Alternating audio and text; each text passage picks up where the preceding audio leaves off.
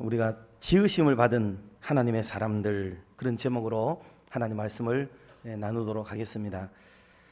사람은 두 번 태어난다 하는 말 들어보셨지요?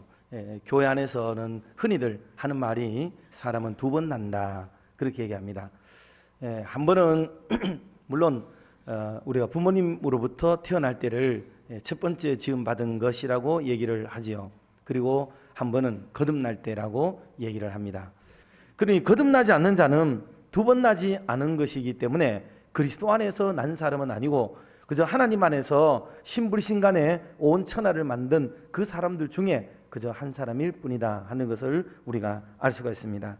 첫 사람 아담을 통해서 우리가 인생 전체를 유추할 수 있는데, 아담은 어떤 사람이었느냐 하면 첫째로 하나님의 형상 속에 산 사람이죠.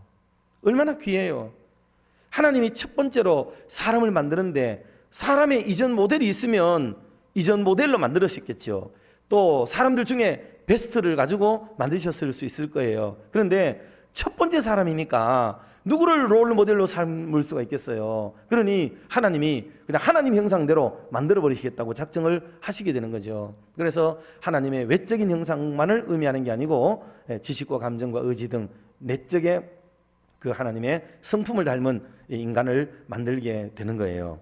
그러니 첫 사람은 얼마나 행복할까요? 좋았을까요? 하나님의 형상대로 지음받았잖아요. 그럼 오늘을 사는 우리는 하나님의 형상대로 지음받은 게 아닌가요? 맞지요, 여전히. 그런데 오늘 우리들에게는 하나님의 형상이 자꾸 파괴되어져 가고 훼손되어지고 하나님의 형상을 생각하려고 하지 않아요.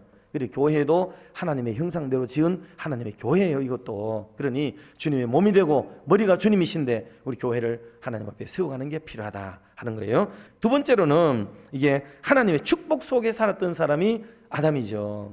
하나님이 마음껏 축복하신 거예요. 마음껏.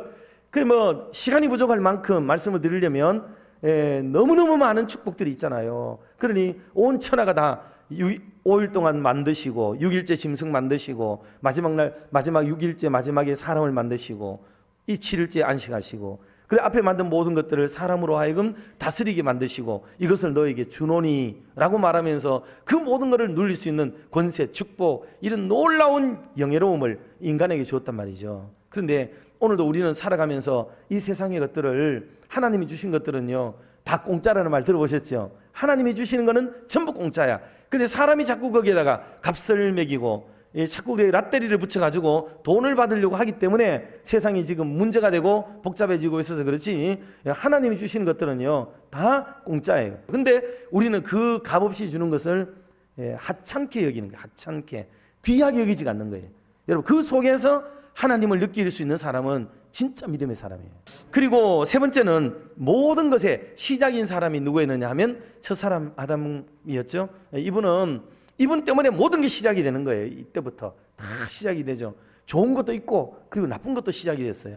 다 첫 사람이니까 처음부터 시작이 되죠. 그런데 물론 좋은 것을 우리가 본받아야 되겠어요. 그런데 우리들도 살아가다가 보면은 어때요? 매일을 다짐하죠. 새롭게 시작.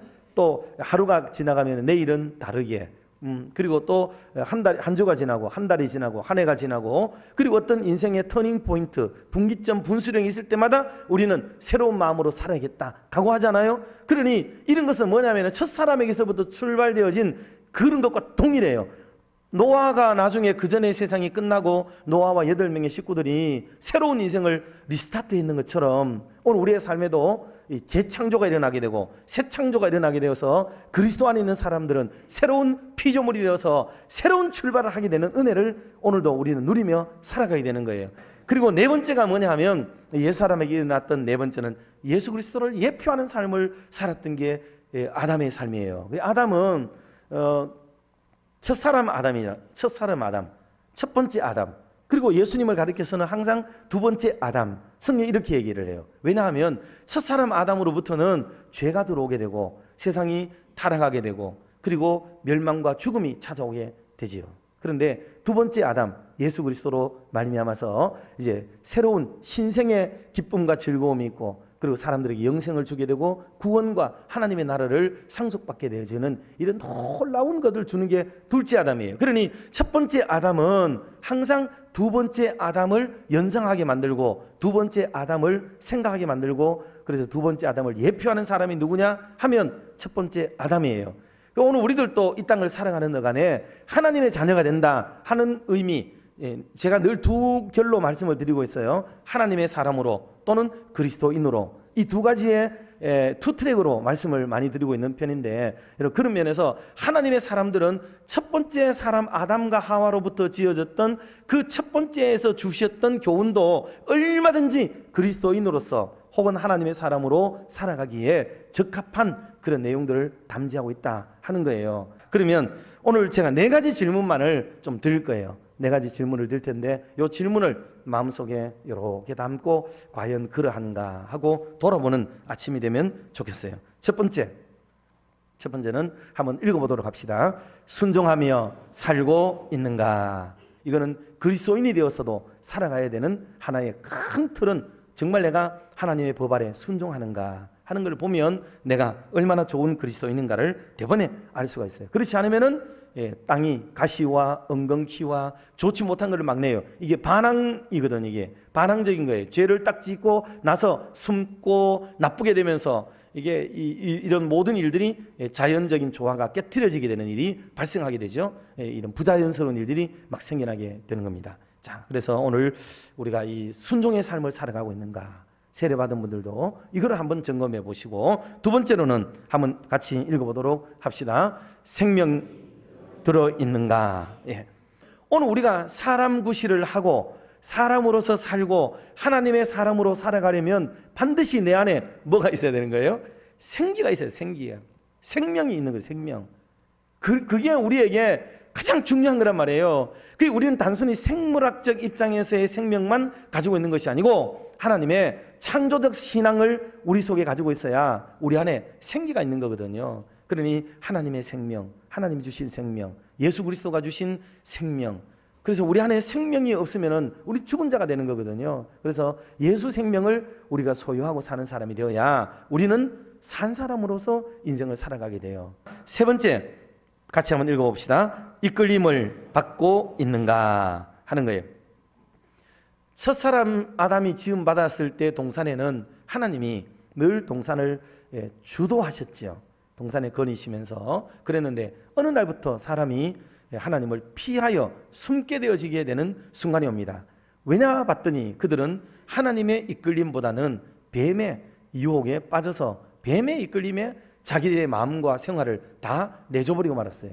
우리가 하나님 앞에 하나님과의 교제와 하나님과 가까워지는 모든 것들은 다 기피 현상, 도망 가버리는 이런 숨어버리는 이런 현상이 나타나는 게 이게 놀라운 징조예요. 이거는 첫사람에게도 지금에게도 똑같이 나타나게 돼요. 그러나 하나님 앞에 나아가려고 하는 자는 여러분 죄가 있어도 잘못해도 부족해도 연약해도 어때요?